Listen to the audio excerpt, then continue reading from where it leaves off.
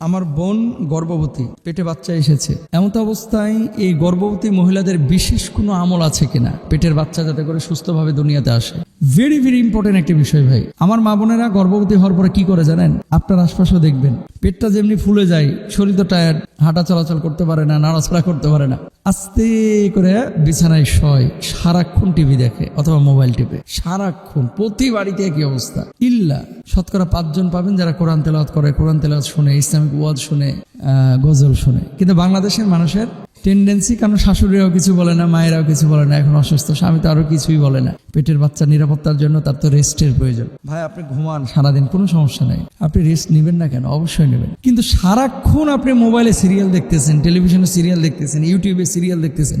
ভাই আপনার পেটের বাচ্চাটা মনে রাখবেন 4 মাস যখন বয়স, এই বয়সের পরে বাচ্চাটা কিন্তু তার আস্তে আস্তে শ্রবণ শক্তিটা স্ট্রং হয়। বাইরে আপনি যদি সারাক্ষণ মুমতাজের গান শোনেন, ভেতরেও কিন্তু ওই মুমতাজের ইফেক্ট পড়বে, বুঝছেন? আপনি চান না আপনার ছেলে মেয়েটা সৎ হোক, তাহলে কি করবেন? ওয়াজ শুনেন, কোরআন তেলাওয়াত শুনেন, আল্লাহর জিকির শুনেন, হামদ শুনেন, নাচ শুনেন, কোরআন তেলাওয়াত নিজে করেন, কোরআন তেলাওয়াত শুনেন।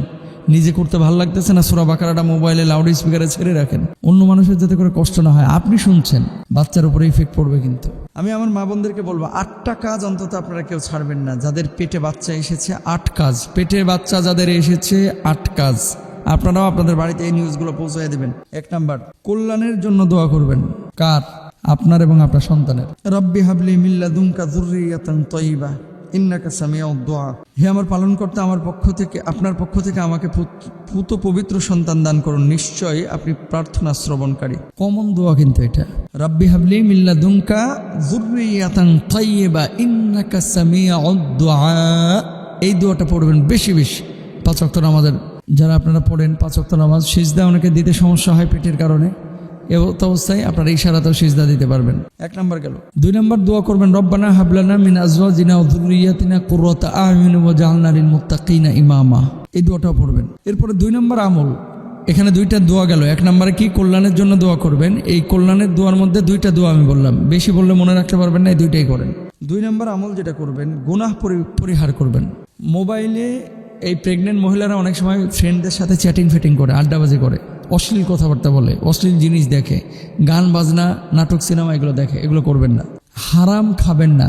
শুধু মাকে বলছি না, বাপকেও বলছি। পেটে বাচ্চা যখন আসবে, বউয়ের মুখে যে লুকমাটা দেবেন, যে রিজিকটা আপনার স্ত্রীকে আপনি দিবেন, অবশ্যই এই রিজিকটা হালাল রিজিক হইতে হবে। অনেকে পেটে বাচ্চা আসার পরে হারামের পরিমাণ বাড়ায় দেয়। কেন জানেন?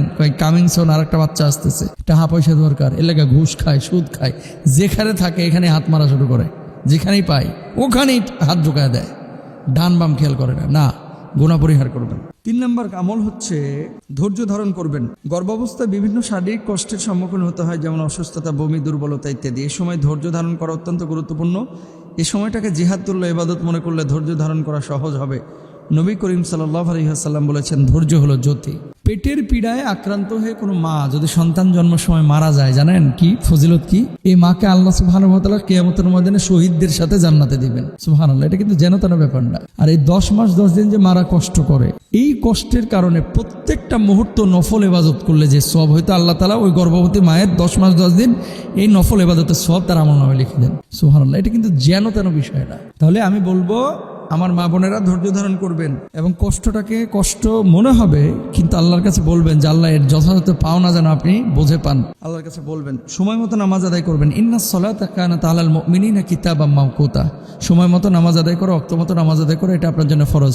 ম্যাক্সিমাম গর্ভবতী মহিলারা ঠিক মতো নামাজ আদায় করে না, ওই পেটটা ফুলে যায়, এজন্য কষ্ট হয়। ভাই আপনি বসে পারলে বসে পড়বেন, শুয়ে পারলে শুয়ে পড়বেন, যেমনে খুশি আপনি ওইভাবে পড়েন, যেভাবে আপনার সুবিধা, কিন্তু খবরদার নামাজ তরক করা যাবে না। এরপরে যেটা করবেন, জিকির করবেন। জিকির, লা ইলাহা ইল্লাল্লাহ, আফদালুদ যিকরি লা ইলাহা ইল্লাল্লাহ। আল্লাহ তাআলার কাছে সবচেয়ে পছন্দের জিকির হচ্ছে লা ইলাহা ইল্লাল্লাহ। আল্লাহ আল্লাহ, লা ইলাহা ইল্লাল্লাহ, লা ইলাহা ইল্লাল্লাহ, এগুলো পড়বেন। সন্তান সৎ হবে। কিন্তু শুকর আদায় করবেন।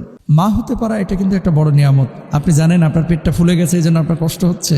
এই পেট ফুলানোর জন্য 22 বছর অপেক্ষা করতেছে অনেকে, একটা বাচ্চার জন্য পাচ্ছে না, কোটি কোটি টাকা খরচ করতেছে। সেখানে অনেক দেখবেন রাস্তাঘাটে পাগলকে আল্লাহ তাআলা মা বানায় দিচ্ছে। এটা আল্লাহর বড় ইশারা। সন্তান যে কত বড় নিয়ামত এখন বুঝতেছেন না। বুঝবেন কখন জানেন? বয়স যখন 40 পার হয়ে যাবে, সেদিন বুঝবেন, যাই হায়, আমার তো কোনো জেনারেশন থাকতেছে না, আমি মরে যাওয়ার পরেই শেষ আমার বংশ, আমাকে বুড়া বয়সে কে দেখবে? একসময় একা হয়ে যাবেন, কিন্তু সে সময় এই বাচ্চা কাচ্চাগুলো আপনার বড় কাজে দিবে। বাচ্চা কাচ্চা বড় নিয়ামত, এই জন্য আল্লাহ শুকরিয়া আদায় করবেন, আল্লাহ আপনি আমাকে আমার সন্তান দিয়েছেন, এই সন্তানটাকে সুস্থভাবে পৃথিবীতে নিয়ে আসেন। পর্যাপ্ত ঘুমানোর চেষ্টা করবেন, কোরআন তেলাওয়াত বেশি বেশি করবেন এবং কোরআন তেলাওয়াত শোনারও চেষ্টা করবেন। আল্লাহ তাআলা তৌফিক দান করুন। আসসালামু আলাইকুম।